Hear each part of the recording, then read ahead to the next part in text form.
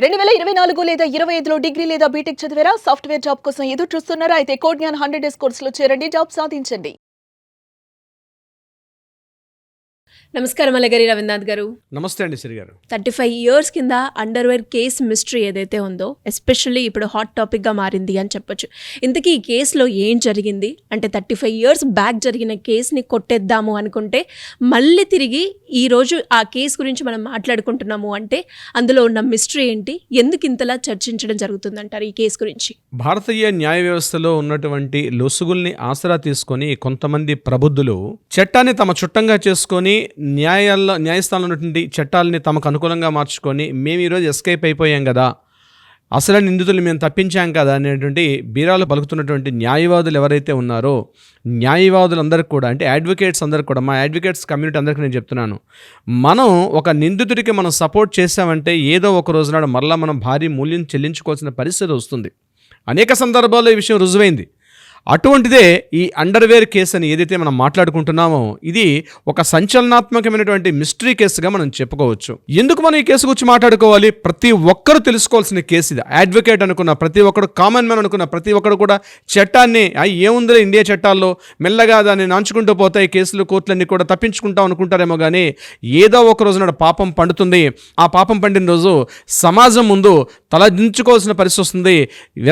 కటకటాల వెనక్కి కటకటాల ఓచలు లెక్క పెట్టాల్సిన పరిస్థితి కూడా వస్తుంది. ఈ అండర్వేర్ కేసు మిస్టరీ ఏమిటంటే సుమారుగా 1990 ఆ సంవత్సరాల్లో తిరువనంతపురం, ఇప్పుడు మనం త్రివేంద్రం, ఆ తిరువనంతపురం ఎయిర్పోర్ట్లో కొంతమంది దిగుతూ ఉంటే అక్కడ సాల్వేటార్ అన్నటువంటి ఒక పర్సన్, ఆస్ట్రేలియాకి చెందినటువంటి సాల్వేటార్ తన ఎయిర్పోర్ట్లో దిగాడు. ఎయిర్పోర్ట్లో దిగి వెళ్ళిపోతుంటే అక్కడ ఉన్న కస్టమ్స్ వాళ్ళు ఇమీడియట్గా ఎయిర్ ఫోర్స్ ఆఫీసర్స్ అని ఆపి ఆయన చెక్ చేసేటప్పుడు ఈ హఫీష్ అనేటువంటి ఒక మత్తు పదార్థం, ఒక డ్రగ్స్ లాంటిది ఆయన యొక్క అండర్వేర్లో దొరకడం జరిగింది. ఇమీడియట్గా ఆయన్ని పట్టుకొని ఆయన్ని కోర్టు ముందు, త్రివేంద్రం కోర్టు ముందు కూడా ప్రవేశపెట్టడం జరిగింది. ఈ కాస్త కోర్టులో ఈ ట్రయల్స్ అన్ని అవుతున్న సందర్భంలో 91 మార్చ్ ఆ ప్రాంతంలో ఇది కోర్టులో ట్రయల్స్ కూడా రావడం జరిగింది. ఇక్కడే అసలు కథ స్టార్ట్ అయింది. మన కేరళకు సంబంధించినటువంటి యాంటోనీ రాజు అన్నటువంటి ఒక అడ్వకేట్ దానికి సంబంధించి ఆ కేసుని విచారణ చేస్తూ అడ్వకేట్గా తను ఆ కేసుని మాట్లాడుతూ ట్రయల్స్లో భాగంగా అనేక రకాల విచారణ చేసిన తర్వాత యాక్చువల్గా దొరికిన అండర్వేర్ కరెక్ట్, కానీ ఆ అండర్వేర్ అన్నది ఇతనికి సంబంధించిన అండర్వేర్ కాదు అని చెప్పి కోర్టులో ఆయన ఆర్గ్యుమెంట్స్లో తన యొక్క వాదన పటిమ చూపించి ఆయన దాన్ని కేసును తప్పుదో పెట్టే ప్రయత్నం చేశాడు. చివరికి కోర్టులో అందరూ జడ్జి గారి ముందర ఆ అండర్వేర్ని తెప్పించడం, కోర్టు గారి ముందర ఆ అండర్వేర్ కూడా వేసుకోవడం జరిగింది. వేసుకున్న తర్వాత అండర్వేర్ అతను కంఫర్ట్ కాలే, అంటే అతను ఫిట్ కాలే, అంటే అతను ఉన్న సైజు కన్నా అండర్వేర్ సైజు చాలా చిన్నదిగా ఉండిపోయింది. సో ఈ అండర్వేర్ నా క్లయింట్ ఇది కాదు అని చెప్పి అక్కడ యాంటోనీ రాజు గారు కోర్టు ముందు అంటే గట్టిగా మాట్లాడి తన వాదన వినిపించి ఆ కేసును కొట్టివేయడం జరిగింది. ఇక్కడతో కథ అంతా కూడా కేసును కూడా క్లోజ్ చేసేశారు. అంటే పోలీసులే ఇంటరప్ట్ చేశారు. పోలీసులు పూర్తిగా ఈ కేసును తప్పుదో పట్టించారు. ఎవరినో చూపించబోయి ఎవరినో అసలైన నిందితుడు వదిలేసి నిర్దోషి ఉన్నటువంటి ఈ వ్యక్తిని పట్టుకున్నారని చెప్పి పోలీసుల మీదే చివరికి కంప్లైంట్, అంటే పోలీసుల మీదే ఒక రకమైన స్టేట్మెంట్స్, కామెంట్స్ చేసి ఆ కేసుని క్లోజ్ చేయడం జరిగింది ఆ 91 ఇయర్లో. ఇక్కడతో సరిపోయింది. తర్వాత కొన్నాళ్ళకి తర్వాత ఏం జరిగిందంటే ఆస్ట్రేలియాలోనే సిడ్నీ దగ్గరగా ఉన్న దీంట్లో ఒక మర్డర్ కేసులో ఈ సాల్వేటార్ ఏం చేశాడంటే ఒక మర్డర్ కేసులో ఇతనికి డైరెక్ట్గా ఇన్వాల్వ్మెంట్ ఉందని చెప్పి ఆస్ట్రేలియా పోలీసు ఇతను అరెస్ట్ చేసి ఇతను అక్కడ జైల్లో పెట్టడం జరిగింది. ఇతను జైల్లో ఉంటున్నప్పుడు తన తోటి ఖైదీతో మాట్లాడుతూ నేను ఇండియన్ కోర్ట్స్కి బురిడి ఎలా కొట్టించాను, ముఖ్యంగా డ్రగ్స్ని నేను స్మగ్లింగ్ చేస్తూ ఎట్లా బురిడి కొట్టించాను అని చెప్తూ ఈ జరిగిన కథని చాలా హాస్యాస్పదంగా వెకిలిగా ఇండియన్ కోర్ట్స్ మీద, ఇండియన్ లీగల్ సిస్టమ్స్ మీద అతను చాలా వెకిలిగా మాట్లాడుతూ కొంత మాట్లాడుకోవడం జరిగింది. మెల్లగా ఈ విషయం ఇంటర్పోల్ దాకా చేరడం, ఇంటర్పోల్ ఈ విషయాన్ని తెలుసుకొని అసలు ఎంక్వైరీని మరలా ఓపెన్ చేయమని చెప్పి కోర్టులో, త్రివేంద్రం కోర్టులో దీని మీద మరలా రీఓపెన్ చేయడం జరిగింది.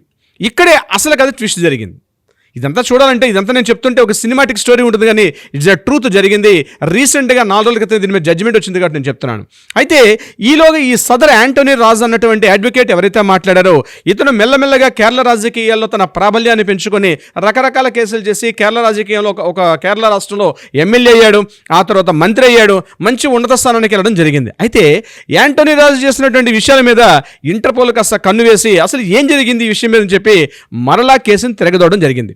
ఇక్కడ ఎవరైతే కోర్టు క్లర్క్ ఉన్నాడో కోర్టు క్లర్క్ని వీళ్ళు వెళ్ళి ఇంటరాగేషన్ చేయడం జరిగింది. అయితే ఆ కోర్టు క్లర్క్ చెప్పిన విషయం ఏంటంటే వచ్చినటువంటి అండర్వేర్ కరెక్టే, కానీ అతను మెల్లగా ఎక్కడ కూడా తేడా రాకుండా ఒక టైలర్ దగ్గరికి వెళ్ళి ఆ స్టిచెస్ అవన్నీ కూడా ఏదైతే అండర్వేర్ ఉంటుందో అవన్నీ చేసి మళ్ళీ ఫ్యాబ్రికేటింగ్ చేసి దాన్ని మళ్ళీ రీస్ట్రక్చర్ చేసి అండర్వేర్ ఆయన సైజు కానిది పెట్టి కోర్టుని తప్పుదో పట్టించే ప్రయత్నం చేశాడు ఈ యాంటోనీ రాజ్ అన్నటువంటి వ్యక్తి. అంటే అప్పుడు అడ్వకేట్గా పనిచేస్తున్నటువంటి ఇప్పుడు ప్రెసిడెంట్ మినిస్టర్గా ఉన్నటువంటి వ్యక్తి కేరళ రాజకీయాల్లో అప్పుడు ఉన్నటువంటి ఈ అడ్వకేట్ ఆ క్లర్క్తో కలిసి ఇద్దరు కుమ్మక్కయ్యి కోర్టుని తప్పుదో పట్టించారు, ఇది కాదు అని చెప్పడం జరిగింది. కోర్టు నమ్మేది ఎమోషన్స్ సెంటిమెంట్స్ కాదు, డైరెక్ట్గా ఎవిడెన్సెసే కాబట్టి ఎవిడెన్స్ చూస్తే ఈ అండర్వేర్ అతను కాదు అని చెప్పడం జరిగింది. ఇక ఇంటర్పోల్ పోలీసులు వెళ్ళి ఆయన పక్కకు పిలిచి 4 పీకితే అసలు విషయం వెలుగులోకి వచ్చిన విషయం ఏంటంటే ఒరిజినల్ అండర్వేర్ని పక్కన పడేసి దీనికే రీఫాబ్రికేట్ చేశారని చెప్పి అక్కడ క్లర్క్ ఒప్పుకోవడం జరిగింది. ఇమీడియట్గా ఇంటర్పోల్ ఏం చేశారంటే ఆ 35 సంవత్సరాలు 1990 అంటే ఇప్పుడు 2025 అంటే 26 సారీ మనం 26కి వచ్చేసాం. 26 ఈ కేసును మరలా వాళ్ళు మొన్న 25 అక్టోబర్లో ఓపెన్ చేశారు. జాన్ 4న ఇది త్రివేంద్రం కోర్టులో మళ్ళీ ఓపెన్ అవ్వడం జరిగింది. అయితే అప్పటికున్నటువంటి రాజు గారు ఏదైతే యాంటోనీ రాజు ఇప్పుడున్న యాంటోనీ రాజుకి చాలా మార్పు వచ్చేసింది. ఎందుకంటే తను మినిస్టర్ అయ్యాడు, ఎమ్మెల్యే అయ్యాడు, మినిస్టర్ అయిపోయాడు, కేరళ రాజకీయాలను శాసిస్తున్న స్థాయికి వెళ్ళిపోయాడు ఈ యాంటోనీ రాజు. దీని మీద విచారం చేసి అసలు నిజాలని వెలుగులోకి వచ్చిన తర్వాత నిన్న 6వ తారీఖు నాడు ఏం చేశారంటే యాంటోనీ రాజు గారికి 3 సంవత్సరాలు జైలు శిక్ష, ఆయన్ని పూర్తిగా డిస్మిస్ చేశారు. న్యాయవాద వృత్తి నుంచి ఆయన డిస్మిస్ చేసి మరలా కటకటాలు వెనక్కి పంపించడం, కొంత జరిమానా కూడా విధించారు. కోర్టు యొక్క సమయాన్ని దీన్ని పూర్తిగా విధించారు. ఇప్పుడు ఆ సాల్వటర్ ఎక్కడ ఉన్నాడంటే ఆస్ట్రేలియా జైల్లో ఉన్నాడు. కానీ ఎవరైతే ఈ కేసును వాదించినటువంటి యాంటోనీ రాజు ఈ పని చేశాడు కాబట్టి యాంటోనీ రాజు కూడా ఈ శిక్షకి రోజు అతను ఫేస్ చేయడం కూడా జరిగింది. అంటే రీసెంట్గా 3 days బ్యాక్ జరిగిన మన త్రివేంద్రం కోర్టు ఇచ్చిన తీర్పు ఒక సంచలనాత్మకంగా మనం చెప్పుకుంటాం. ఎందుకంటే ఎవిడెన్స్ యాక్ట్ ఏదైతే ఉంటుందో బలంగా చూపించాలి. కోర్టు ముందర ఎవిడెన్స్ ఉంది మోస్ట్ ఇంపార్టెంట్.